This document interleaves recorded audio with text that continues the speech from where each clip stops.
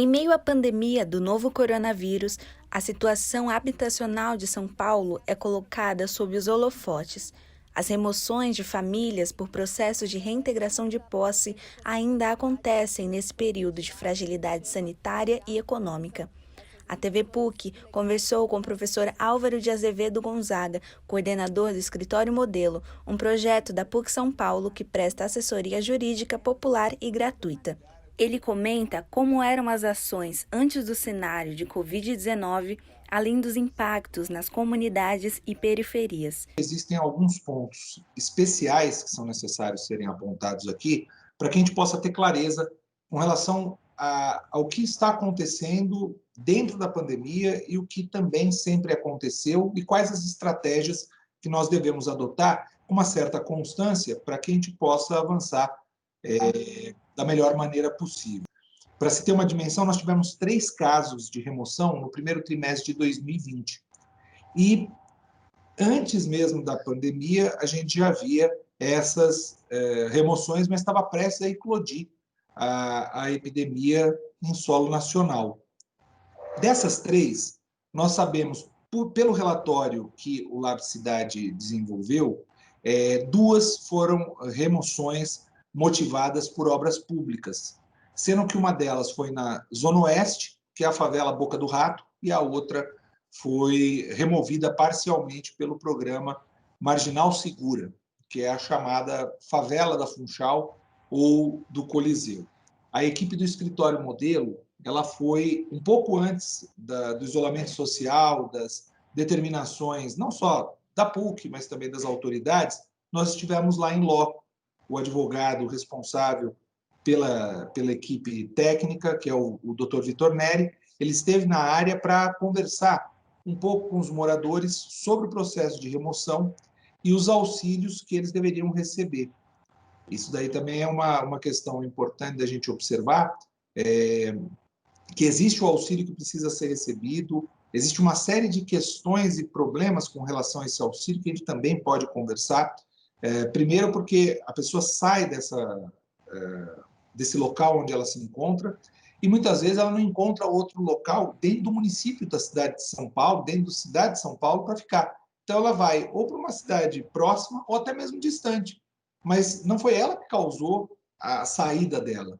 Isso não significa que a prefeitura possa dizer não vamos pagar porque você não se encontra na área territorial, né? A reintegração, ela se trata de buscar tomar uma terra, um espaço, ou também pode acontecer a emissão na posse pelo poder público, que, na verdade, não vai discutir a propriedade do local, mas ela vai falar de um processo que visa a melhoria de condições na região. Também um outro problema que enfrenta não só o escritório modelo, mas todos aqueles que defendem a questão da moradia, aquelas pessoas que ali estão naquele local devem ter prioridade quando é feita a melhoria, retornar àquele espaço. Mas nem sempre é o que acontece.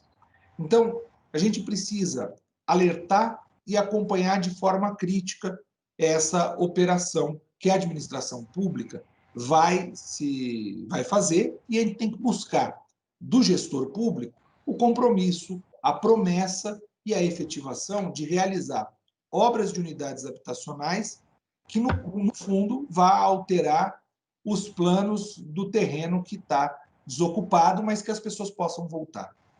Bom, um outro ponto também que a gente precisa falar são as limitações técnicas que nós temos da área de direitos humanos com enfoque de direito à cidade. Então, muitas vezes, a comunicação é centralizada para os desafios de registrar dados permanentes e complexos. O acesso à informação é difícil. Então, nós temos, por exemplo, subnotificações de pessoas que são retiradas em uma desapropriação, em uma omissão na posse. Essas pessoas que ali saem também geram uma subnotificação, porque nós não temos ciência que ali residia uma pessoa, que ali tinha uma família.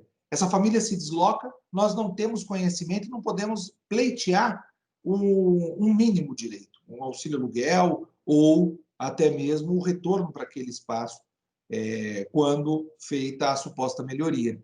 Essas fragilidades que nós temos elas exigem o quê? Uma criação de estratégias como se fosse um pool, em que as pessoas estivessem unidas. A questão da moradia é também a porta de entrada para outras dimensões relacionadas a direitos humanos. Com relação à insegurança que o coronavírus vai trazer para nós, é de forma social ampla e eu diria até preconceituosa. Porque na periferia você tem classes, cores e abismos sociais que se agravam no momento pandêmico. Lutar em tempo pandêmico para garantir a dignidade de todos é a temática central que o escritório modelo luta na parte de projetos sociais e na área também do contencioso civil, que nós tocamos, eu e a professora Carolina Magnani na coordenação, e uma equipe de advogados, técnicos, assistentes sociais, arquiteto e urbanista, enfim, uma equipe muito empenhada nessa questão de defender bandeiras que há muito são defendidas, há pouco existe na nossa curta história democrática e na nossa longa história brasileira de mais de 500 anos, que seria defender o SUS, o Sistema Único de Saúde, escola pública e aparato de um Estado democrático e social de direito. Porque, assim, quando a gente fala desse impacto, nós estamos ainda falando de pessoas que vivem em comunidades, que popularmente chamadas de favelas, né? E pode existir um passo maior dessas pessoas que de uma comunidade são removidas, e esse problema é um gravíssimo problema, que elas entram numa invisibilidade social, que são as pessoas em situação de rua. Então, se você for pegar o trabalho de diversas pastorais, o trabalho de diversas ONGs com pessoas em situação de rua e verificar um agravamento destas pessoas, da situação delas e um inflacionamento de pessoas que se encontram por conta dessa fragilidade econômica e sanitária. A gente precisa aqui entender que não existe um contra o outro.